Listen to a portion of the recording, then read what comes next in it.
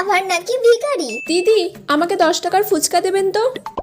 কাকি, আমাকেও 10 টাকার ফুচকা দেবেন। কিন্তু আমার কাছে তো 10 টাকারই ফুচকা পড়ে আছে।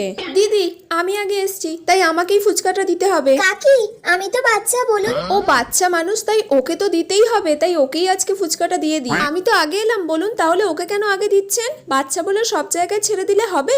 আমি ওই ফুচকাটার জন্য আপনাকে 100 টাকা দেব, আপনি আমাকে দিন। ঠিক আছে, আমি তাহলে 200 টাকা দেব। তোর কি আমাকে দেখে ভিখিরি মনে হয় নাকি? হ্যাঁ, দেখে তো তাই মনে হচ্ছে।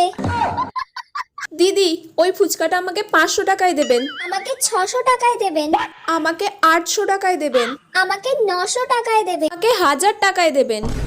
ঠিক আছে, ওকেই দিয়ে দিন। আমার আর ওই ফুচকা আজকে লাগবে না। ফুচকা তো আজকে আমি নিয়েই যাব। এই নিন, ধরুন 1000 টাকা।